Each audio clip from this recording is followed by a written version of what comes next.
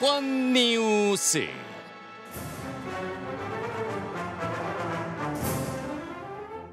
(2022년 3월 9일) 수요일 치러질 20대 대통령 선거를 앞두고 여야 후보들의 각축전이 치열합니다.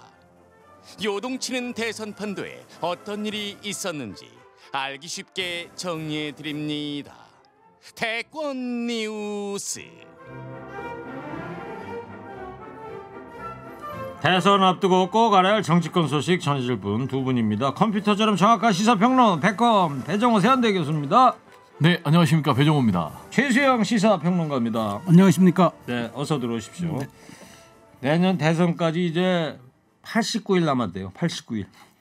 어제까지만 해도 91대였는데 이제 81대로 내려왔는데, 자, 두 후보가 5차 범위 내에 지금 접전 양상인데요. 배정호 교수께서 최근 여론조사 결과부터 좀 소개를 좀 해주실래요? 네, NBS 그리고 KSOI 두 여론조사 결과가 나왔는데 좀 상반돼요. 하나는 이재명 후보가 이기고 하나는 윤석열 후보가 이기는 그런 결과가 나타났는데, 먼저 MBS, 엠브레인 퍼블릭 등 4개 여론조사가 공동으로 한 이 결과를 보면은 무려 이재명 후보가 11월 초에 비해서 19%포인트를 따라잡아가지고 역전을 시켰어요. 골든크로스가 나온 건데요. 38대 36, 2%포인트 앞섰습니다. 처음으로 네. 골든크로스 나왔고요.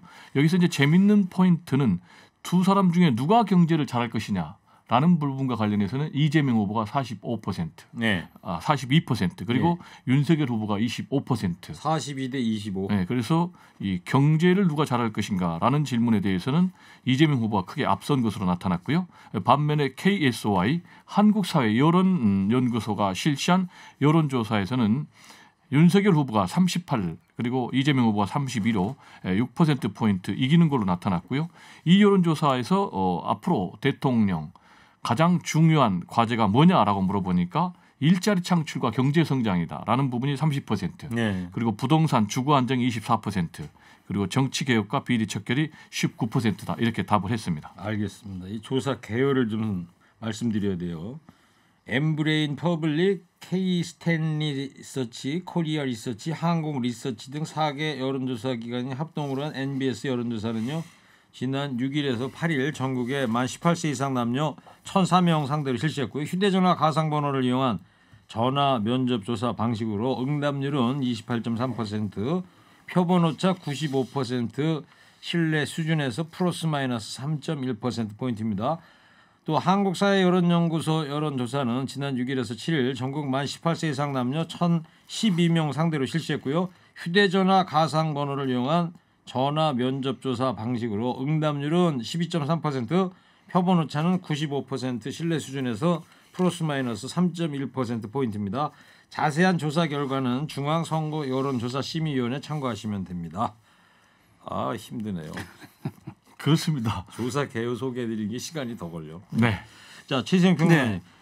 정권 교체 여론은 이제 압도적인데요. 윤석열 후보 지지율은 거기에 한참 못 미치는 것 같은데, 윤석열 후보의 과제가 앞으로 뭐라고 생각하십니까? 그러니까 저희가 이제 우리가 선거의 3대 요소를 꼽을 때 구도, 인물, 이슈를 얘기하지 않습니까? 근데 이제 보면은 구도에서는 윤석열 후보가 아주 좋은 판을 깔고 있으니까 유리한데, 인물에서는 지금 사실 이재명 후보에 뒤지고 있다 이렇게 봐야 되겠죠. 그러니까 저는 지금 여론조사에서 이렇게 지지율 나타나는 거 보면 대체로 이제 추세가 뭐 비슷하거나 뭐 윤석열 후보가 조금 박빙으로 앞서는 이런 건데, 그런데 이 경제 문제 해결, 좀 전에 우리 배 교수님 지적해 주셨지만 후보 경쟁력 부분에서는 이 후보가 상당히 우위에 있단 말이죠. 이걸 깨야 됩니다. 그러니까 이른바 후보 자질론의 벽을 넘어서야 되는 거예요. 그러니까 윤석열 후보가 사실은 이제 이번에 선거 출마하면서 국민이 불러서 나왔다 이런 얘기를 했잖아요. 네. 그런데 이제는 더 이상 뭐 누가 불러서 나왔다 이런 표현 쓰지 말고 본인의 인기의 시작이자 근원이었던 공정, 상식, 뚝심 이런 것을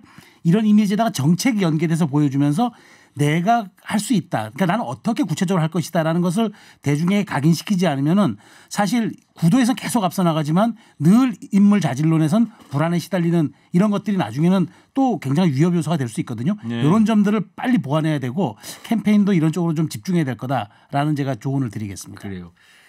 이재명 후보도 눈에 띄는 변화를 보여주지 못하는 상황이라고들 하는데 배 교수님, 이재명 후보 앞에는 지금 어떤 숙제가 있을까요? 뭐 이재명 후보는 전반적으로 지지율이 상승하고 골든크로스까지 발생을 했으니까 잘하는 행보라고 평가를 할 수밖에 없고요. 그렇지만 좀 상승세가 더디다라는 부분은 또 그쪽 캠프에서도 안타깝게 생각하는 건데 가장 중요한 것은 역시 호남표 결집이 아닌가. 호남하면 이제 전통적인 민주당 텃밭 또 민주당의 심장인데 역대 이제 대선에서 후보들 민주당 후보들 보면은 대략 90% 안팎 또는 뭐 90% 훨씬 넘는 그런 득표를 했는데 지금 60%대밖에 이재명 후보가 지지율이 나오지 않기 때문에 이 부분을 올려야 돼요. 지금 이제 정세균 전 경선 주자는 등판했고 그래서 이낙연 전 경선 주자를 어떻게 등판 합류시켜서 호남의 지지율을 끌어올릴 것인가. 그래서 호남이 올라가면 수도권이 올라가는 이게 이제 가장 큰 숙제로 남아 있고요. 그리고 두 번째는 역시 2030의 이 젊은 표심을 과거의 전통적인 민주당 지지층이었는데 이분들을 이재명 후보 지지층으로 바꾸는 문제. 다행히 이제 부동표가 40% 정도 되고 이미 후보를 결정했다라는 사람들도 60%를 바꿀 수 있다라는 그런 입장이기 때문에 또 그리고 이분들 같은 경우는 굉장히 실리적이고 실용적인 주거와 또 뭐 일자리 이런 내 삶에 누가 도움이 되느냐라는 것을 가지고 선택을 하니까 이 부분에서 집중적인 공약을 통해서 좀 지지를 올려야 되는 것 아닌가 이렇게 생각이 됩니다. 국민의힘 노재승 공동선대위원장이 버티는 듯 하다가 이제 결국 사퇴를 했습니다. 그러니까 사퇴를 안 하려고 본인은 했죠. 그래서 지금 형식은 자진 사퇴지만 사실상 강제 사퇴죠. 왜 그러면은 결국은 자진 사퇴를 했느냐? 나흘 동안 버텼거든요. 근데 이 사이에 지지율이 굉장히 하락을 했어요. 특히 이제 이준석 복귀하고 그리고 김종인 총괄 선대위원장까지 복귀했지만은 지지율 격차가 오히려 좁혀지니까 위기의식을 갖고 내놨는데 네. 문제는 이 발언들이 굉장히 심각해요. 굉장히 혐오 발언 그리고 국민을 조롱하는 듯한 그런 발언이에요. 5.18을 뭐 폭동으로 인식하는 그런 문제라든지 또 검정고시 가난한 사람을 비정상인으로 인식한다든지 그리고 촛불 집회에 참여한 국민들을 무식한 그런 사람으로 좀 평가를 한다라든지 그리고 뭐 긴급재난지원금을 뭐 개밥 또 일반 국민들을 뭐 개돼지로 봤다든지 그래서 도저히 수용할 수 없었는데 문제는 이 인사를 계속해서 질질질 끌고 갔다는 거예요. 그리고 특히 이 과정에서 보여진 윤석열 후보의 리더십이 문제라는 거예요. 결국 윤석열 후보가 선택하지 못하고 김종인 총괄 선대위원장이 먼저 나서서 정리해버렸거든요. 네. 그래서 이 문제가 앞으로 계속해서 좀 그 후폭풍이 클 것 같습니다. 알았습니다. 밖에서 배종우 교수 혼자 말씀을 너무 많이 하신다 이런 또 지적을 하는데 저는 잘 듣고 있는데요. 하여튼 그래요. 참고하겠습니다. 공부를 그래서. 너무 많이 열심히 해오셔가지고. 자 최재형 부장님 사퇴 시기가 노재승 공동선대위원장 조금에 배종우 교수 얘기했는데 사퇴 시기가 좀 늦어진 거 아니냐 지적이 있던데 국민의힘은 좀 내상을 입었다고 봐야 될까요? 그렇죠. 그러니까 사실 이제 이게 이 노재승 씨를 데리고 온 게 2030을 노리고 데려온 거 아니에요? 그런데 사실 2030이라는 친구들이 이런 기존의 그 이분 보수냐 진보냐 이런 이분법적 틀에 갇히지 않아요. 네. 오히려 나에게 이익이 되느냐 이념보다는 이익을 앞서고 실용적 리더십을 누가 갖고 있냐 이걸 보여주는 건데 과연 그런 점에서 노재승 씨가 그런 데 대한 대표성을 갖고 있었는가 혹은 지난번 4.7 재보선에서 보여줬던 그 어떤 말하자면 현란한 현장의 그런 수사 레토릭에 조금 당이 너무 경도된 것 아닌가. 저는 그런 점에서 좀 아쉬웠지만 어쨌든 지금 만시지탄의 감은 있지만 사흘 만에 정리가 됐는데 저는 이게 중요하다고 봐요. 앞으로 윤 후보는 결국 대권을 잡겠다는 거잖아요. 수권 능력을 입증할 수 있는 인재 영입을 해줘야 돼요. 네. 그런데 자꾸 이제 이렇게 백화점식으로 여기저기서 이렇게 이른바 뭐 2030을 포위하겠다, 중도를 뭐 확장하겠다 이런 식으로 해서 나열형으로 백화점식 가는 것보다는 오히려 자신의 컨셉트를 정확하게 보여주는 그런 인재 영입에 좀 그 포인트를 둬야지 이런 식으로 마구잡이식의 그 인선은 꼭 말하자면 후과를 불러올 수가 있는 거죠. 어제 열린 김대중 대통령 노벨 평화상 수상 21주년 기념식에 여기에 이재명, 윤석열 후보도 함께 참석을 하지 않았습니까? 그렇습니다. 요 행사장에 있었던 이재명 후보, 윤석열 후보의 주요 발언을 육성으로 한번 듣고 오겠습니다. 국민들의 67%가 종전선언에 동의합니다. 객관적 사실을 확인하시고 한번 전향적인 재검토를 요청드립니다. 그 어떤 정치 보복도 하지 않고 모든 정적들을 용서하고 화해하는 성인 정치인으로 국민 통합을 이루 가셨습니다. 김대중 대통령님의 국정 철학과 업적을 되새기면서 자, 앞으로 더욱 윤석열 후보는 이 종전선언 관련 발언에 대해서는 얘기를 하지 않았어요. 어제 상황 보니까. 자, 이 종전선언을 두고 두 후보의 입장이 이렇게 다른데 종전선언이 앞으로 대선 과정에서 새로운 쟁점이 될까요? 네, 상당히 뼈아픈 장면이 나왔는데요. 이재명 후보가 국민 67%가 종전선언 찬성하는데 윤석열 후보 지난번에 좀 반대하는 듯한 그런 스탠스를 취했는데 좀 전향적으로 재검토해야 되는 건 아니냐라는 얘기를 했거든요. 종전선언 넘어서 결국 평화 협정까지 가야 된다. 그러면서 또 무슨 얘기를 했냐면은 가능하면은 좀 앞으로 토론도 좀 해보겠다라는 걸 여러 차례 계속해서 얘기를 하고 있거든요. 이제 이 두 가지가 아픈 대목인데 지금 이재명 후보 같은 경우는 인물 대 인물 프레임으로 해서 승부를 하겠다는 건데요. 지금 윤석열 후보 같은 경우에 이 자리에서 이렇게 현장에서 불쑥 제안을 하니까 아무런 대답도 못하고 준비해온 연설문만 낭독을 했어요. 그러면은 지난번에 조선일보 행사에서도 프롬프터가 작동을 안 하니까 뭐 2분 가까이 아무 말도 못하고 그래가지고 과연 아는 게 뭐 있느냐. 지금 이재명 후보는 산무, 무능하다, 무지하다, 무당이다 뭐 이런 걸로 공격하는데 이런 일들이 빚어지면 이재명 후보가 지금 공격하는 그런 프레임이 굳어질 수가 있으니까 네, 확실하게 좀 본인도 대응을 해야 되겠습니다. 최수영 평론가 어떻게 저는 그러니까 즉답을 회피한 거는 저는 당연히 이 부분에 대해서 김대중 도서관에 가서 통합의 메시지를 강조하려고 했던 거니까 그건 답을 굳이 할 필요는 없었다고 보는데 다만 저는 이 종전선언은 그래요. 지금 미국이 당장 베이징 올림픽 그 외교 보이콧 불참하고 선언했지 않습니까? 이게 결국은 우리의 종전선언이 우리가 하겠다고 해서 되는 문제가 아니라 미국 그다음에 중국, 북한 이 당사자 간의 협의가 대단히 중요하고 앞으로 여기에서 보이는 어젠다 세팅이 중요한 건데 자 그렇다면 임기 5개월밖에 남지 않은 문재인 정부에서 이걸 속도감 있게 추진해서 꼭 이 정부의 치적으로 만들어야 그게 성과가 있느냐? 그건 아니죠.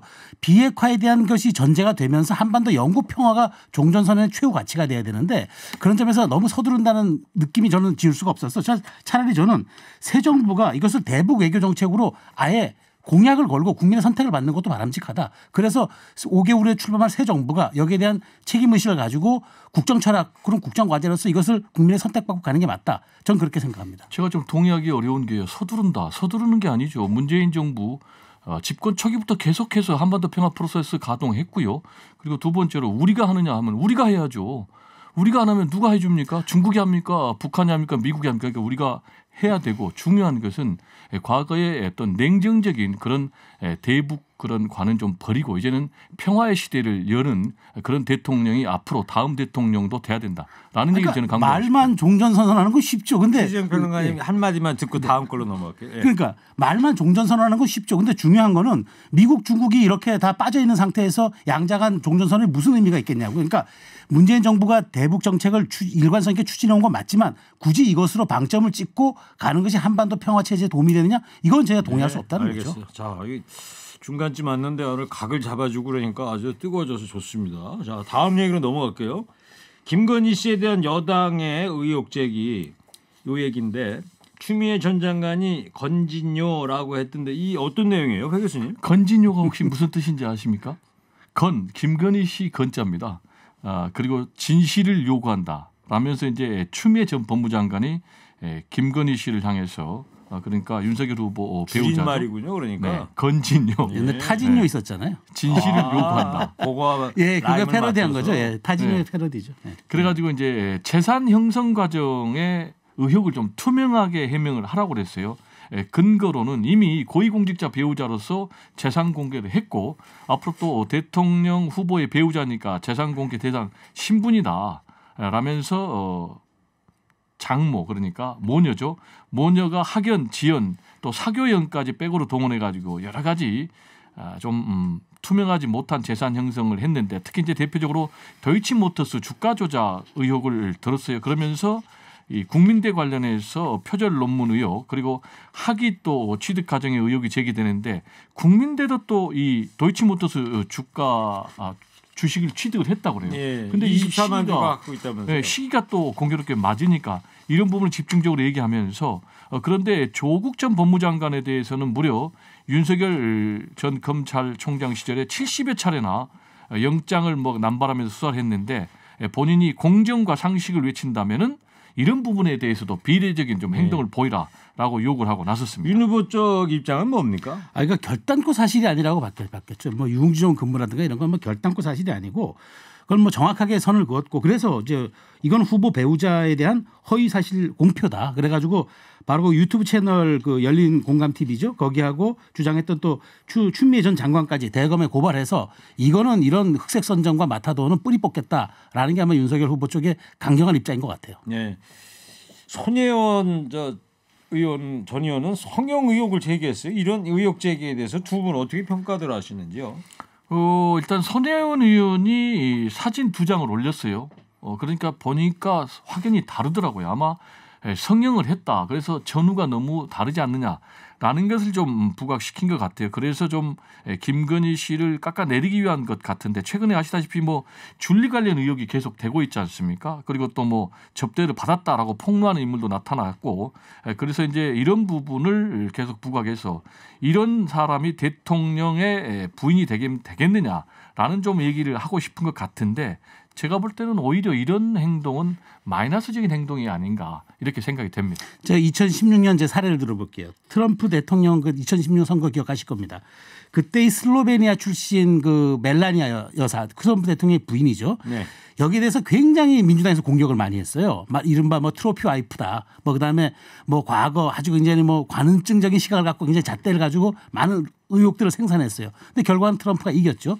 결국 도움이 안 됐다는 평가입니다. 말하자면은 페미니스트를 강조했던 민주당과 힐러리 측에서 어떻게 이렇게 저열하게 공격할 수 있냐 역풍을 맞은 거예요. 그래서 저는 좀 전에 배 교수님 잘 지적하셨지만 이런 것들 그러니까 대통령 선거와 밀접하지 않은 그런 어떤 굉장히 지엽적이고 말단적인 주제들을 가지고 대중에게 소구하려는 듯한 이런 모습들이 민주당의 확장성을 전 제어하고 있다. 이재명의 인물론도 가릴 수도 있다. 이런 건 한번 진짜 성찰을 해봐야 될 거라고 생각합니다. 네. 지엽적인 얘기라고 했는데 배 교수님 동의하십니까? 지엽적인 문제라고 볼 수는 없는 거죠.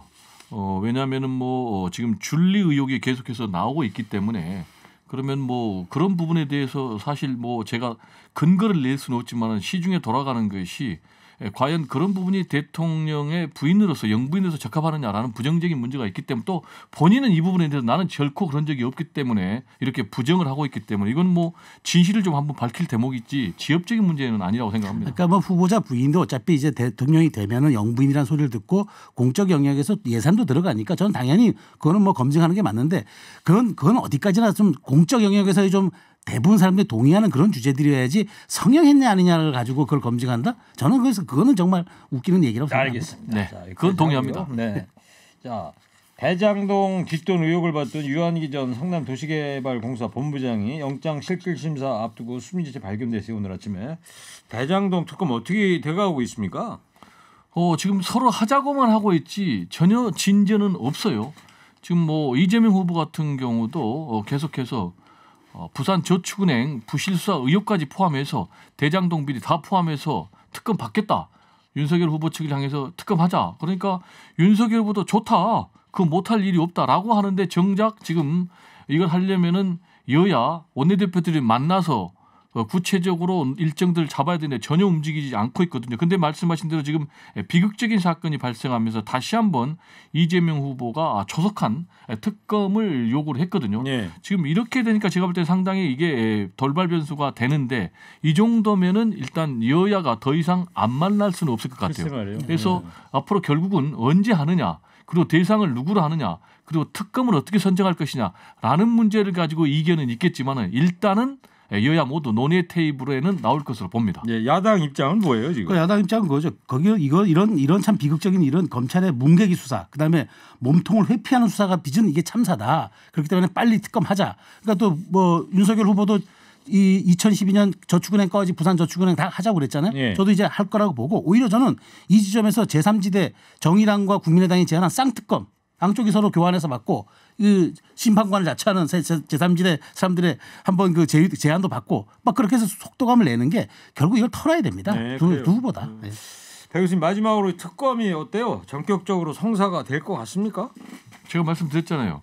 결국 이제 특검을 하기 위해서는 만나야 된다니까요. 그런데 아직까지는 안 만났는데 만나긴 하는데 특검을 하려면은 대상을 정해야 돼요. 그리고 시기도 정해야 근데 돼요. 그거 정하는데 뭐 2달 걸린다면서요? 그렇습니다. 그리고 또 특검을 선정을 해야 돼요. 그럼 특검 후보 추천위원회를 만들어야 되는데 그러다가 결국 이제 대선 전까지는 알겠습니다. 할 수 없을 정도 날 새는 거죠. 알겠습니다. 자, 마지막으로 오늘의 한 줄평 시간입니다. 헤드폰 끼워주세요, 백 교수님. 네. 자, 여야 선대위 모두 인재 영입으로 곤욕을 치렀습니다. 무분별한 영입 경쟁에 문제 생기면 사퇴하면 그만이라는 식이고요. 재발 방지 대책은 없습니다. 오늘은 여야의 섣부른 인재 영입에 대한 두 분의 뼈 때리는 한마디 듣겠습니다. 먼저 배정우 교수부터 해주세요. 사태가 3, 2, 1. 사태가 계속되면 막을 수 없는 사태가 되느니라. 지금 그걸 한 줄평이라고 하신 거예요? 혼난다, 혼나. 저기요, 3, 2, 1 제로 하면 좀 해주세요. 알겠습니다. 네, 그래서 헤드폰 끼라고 그러신 거 말씀드리는 건데. 알겠습니다. 자, 이어서 최수영 평론가님 해주세요. 3, 2, 1. 자연산 낚시실 그만하고 잘 키워 육성하는 양식업이나 잘해라. 장기하 씨가 네 생각이라는데. 뭐 낙지고 뭐 알겠어요. 자, 대권 뉴스 지금까지 배정우 교수, 최수영 시사평론가였습니다. 두 분 고맙습니다. 감사합니다. 다음 주 금요일 또 뵙겠습니다. 네.